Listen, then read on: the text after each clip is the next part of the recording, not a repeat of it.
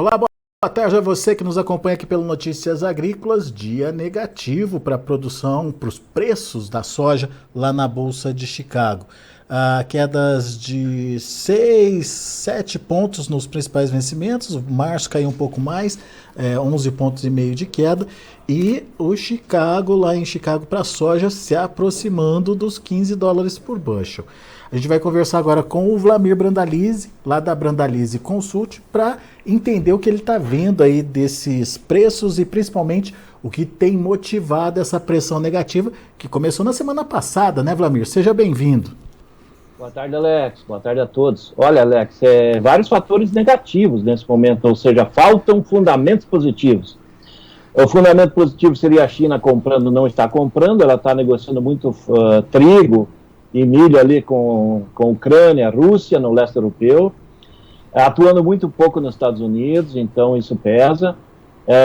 Desde a semana passada o mercado começou a olhar mais com força aqui para a safra brasileira, a colheita brasileira vai ganhando ritmo, colheita no Mato Grosso acelerada, já falta menos de um quarto da safra para colher, então esses fatores começam a pesar, e o restante do Brasil vai colher muito aí nas próximas 2 semanas, e o mercado está vendo que vai ter muita oferta de trigo, aliás, de soja aqui no Brasil, Alex, que não foi negociada, então vai ter que negociar. Então é pressão de oferta, demanda reprimida, e os relatórios do USDA, que nem hoje teve o relatório de embarques, tanto soja como milho, fracos, né? Os volumes foram fracos, muito fracos em relação aos anteriores. Dá sinal que a demanda está migrando dos Estados Unidos e o pessoal lá em Chicago acaba olhando mais para o umbigo deles, né, Alex? Se ele não está saindo produto americano, eles acreditam que não tem demanda. Na realidade, está saindo de outros lugares, né? Aqui do Brasil está saindo milho, vai sair soja.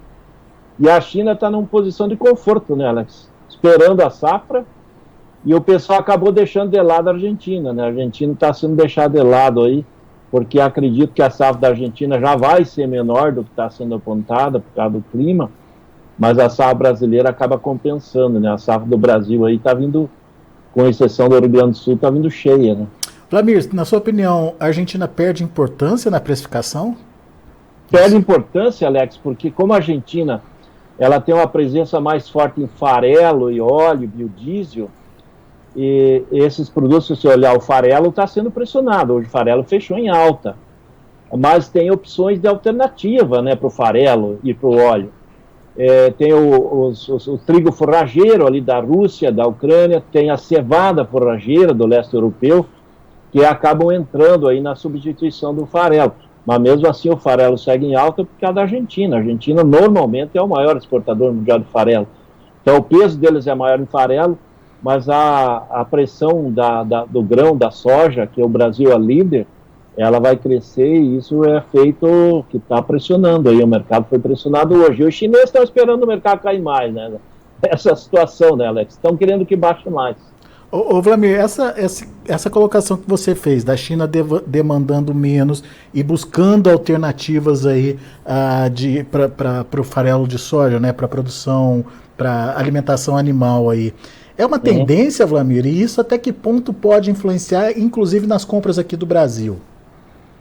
Olha, é uma alternativa, não é uma tendência, porque quando eles têm a opção de ter farelo de soja e a soja, é componente de melhor qualidade, vamos dizer assim, de melhor eficiência.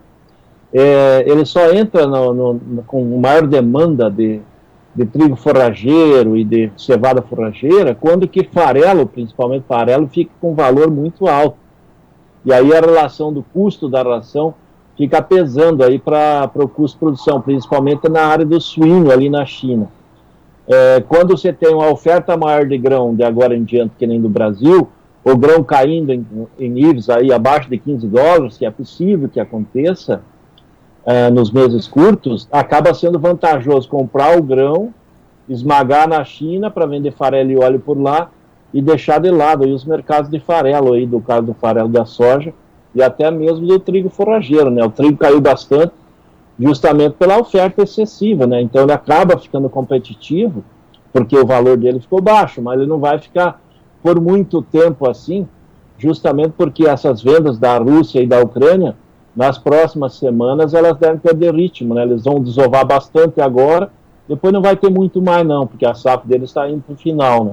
Quer dizer, é mais uma estratégia chinesa para tentar amenizar uma pressão de alta aí na soja, então. Exatamente, é uma estratégia porque havia uma pressão de alta aí, tanto do produtor americano querendo mais pela soja, do produtor brasileiro que quer mais pela soja, e a estratégia chinesa é ficar retraída na compra de novos negócios de soja, tanto nos Estados Unidos como no Brasil, e se posicionar em cima desses outros produtos momentaneamente, né, porque sabe que nas próximas semanas vai ter muita oferta de soja brasileira e não tem como a gente segurar aqui dentro, né, não tem armazém, vai ter que exportar, vai ter que embarcar, e aí os chineses ficam numa posição mais confortável, né, Alex? Pois e tem muito navio já esperando aí para embarcar março, abril, está atrasado os embarques de fevereiro. Ô Vlamir, você acredita então que estamos entrando num viés de baixa, num canal de baixa lá em Chicago? Olha, o canal de baixa ele não existe, Alex, porque ele é baixa momentânea, né? Porque nós vamos ter um canal de baixa aí somente quando consolidar a área plantada americana ali no meio do ano, e aí sim nós teremos aí a condição, se a safra americana andar bem, do mercado de Chicago trabalhar na faixa de $14 ou menos. Mas até a consolidação da safra americana lá no meio do ano, a gente não tem um canal de baixa, ele tem momentos de pressão baixista, que é agora, depois nós vamos ter um momento de retração de vendas, depois que o produtor brasileiro colher toda a safra, ele vai vender, entregar o que tem contratado, e daí ele vai dar uma parada, isso é normal acontecer, e aí o mercado se acomoda, e lá por meio de maio, junho, até o mês de julho, é momento que começa a definir a safra americana. Se a safra americana se estivesse definindo bem, o mercado segue na linha baixista. Se o mercado americano ele seguir uma linha de clima irregular, que vai entrar no El Niño, aí nós podemos ter as cotações revertendo e puxando, talvez, mas podendo ocorrer lá em julho, né, Alex? Mais para frente, então.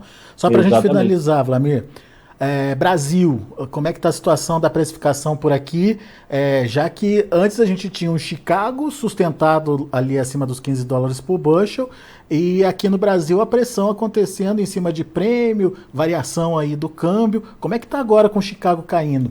Perdemos espaço? Olha, Alex acabou perdendo posições, né? Porque o Porto pagava aí 178, 180 no maio, aí até há poucos dias atrás. Hoje o comprador falou em 173, 174. No máximo 175 no maio, então caiu.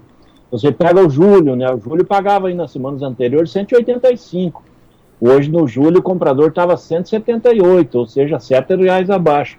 O melhor nível hoje foi de comprador aí em Paranaguá, falando em 180 no agosto. O agosto, se a gente voltar 2, 3 semanas atrás, chegou a pagar 188. Então, o mercado vai se acomodando, vai se acomodando na baixa. O dólar também aqui, ele não dá um sinal para nenhum lado, ele tem ficado aí perto de 5,20 para menos. Prêmios também não reagiram, prêmios estão levemente negativos, 5 a 6 pontos negativos. Então, esse é o momento, né? E o prêmio não deve reagir porque a oferta de soja ela deve crescer muito nas próximas semanas. E esse é o fator aí que acaba segurando o prêmio, né? Mas e aí, participa ou não participa, Vlamir?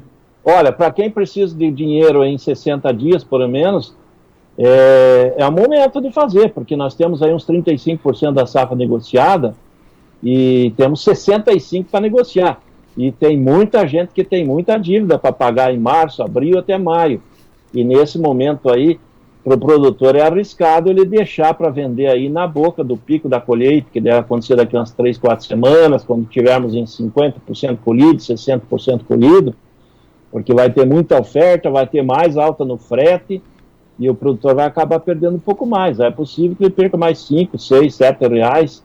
Então, para ir fazendo média, antes que perca um pouco mais, é o momento. Depois, se o mercado reagir, ele segura, vende um pouquinho para frente. Não é para sair correndo vender, mas quem tem dívida tem que começar a calçar as dívidas aí para frente, porque talvez aí em abril vai ter que usar mais soja para pagar a mesma dívida que poderia pagar com menos soja hoje, né, Alex? Ou seja, quem tem dívida nos próximos 60 dias é bom se planejando aí, se movimentando na parte do lado vendedor, então, Vlamir. Exatamente, para não correr risco, né?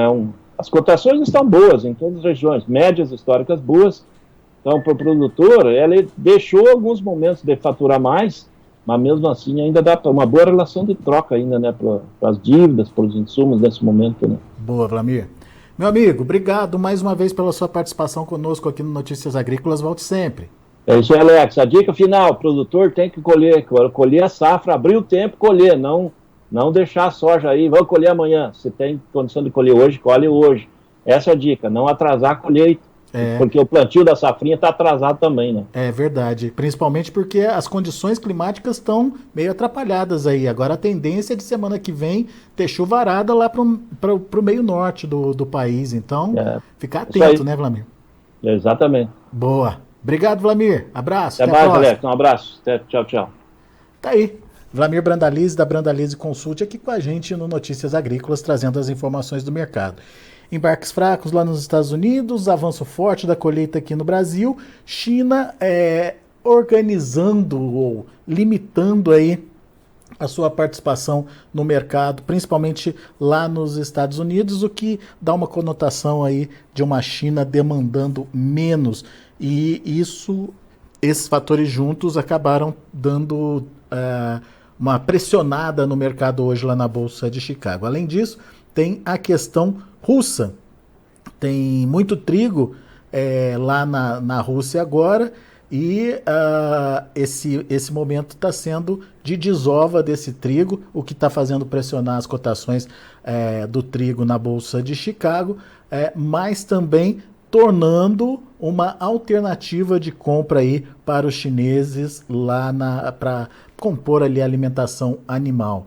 Então, são alguns fatores que juntos têm dado essa pressão negativa nos preços lá em Chicago, e o Vlamir acredita que é possível perder esses 15 dólares por bushel. Vamos ver como encerraram as negociações lá na Bolsa de Chicago. De olho na tela, a gente tem uma soja fechando para março a 15 dólares e 17 centes por bushel, 11,5 de baixa. Para maio, 15 dólares e 12 centes por bushel, 6,5 de queda. Julho, 15 dólares e 1 cento por bushel, 6,75 de baixa. E o agosto, 14 dólares e 69 centes por bushel, uma queda de 6 pontos mais 75. Vamos mostrar também o milho. Para o milho, a gente teve também um dia negativo. Para março, queda de 7,5 pontos a 6 dólares e 42 centes por bushel. Para maio, 6,43, queda de 5 pontos mais 75. Para julho, 6,33, queda de 5 pontos. E setembro, 5 dólares e 89 centes por bushel, queda de 1,5 ponto. E para finalizar, a gente tem o trigo. Vamos lá? Trigo para março, 6,96, queda de 12 pontos mais 25. O maio, 7,10, 7 dólares e 10 centes por bushel, queda de 11 pontos mais 75. Julho perdendo também 11 pontos mais 25 a 7 dólares e 18 centes por bushel. Setembro, 7 dólares e 28, queda de 10 pontinhos. São os números de hoje de fechamento do mercado lá na Bolsa de Chicago. A gente fica por aqui. Agradeço a sua atenção e a sua audiência.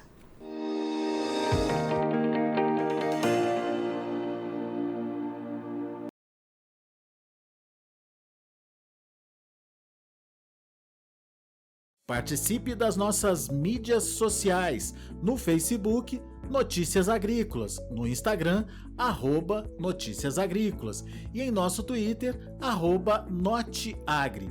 E para assistir todos os vídeos, se inscreva no YouTube, na Twitch, no Notícias Agrícolas Oficial.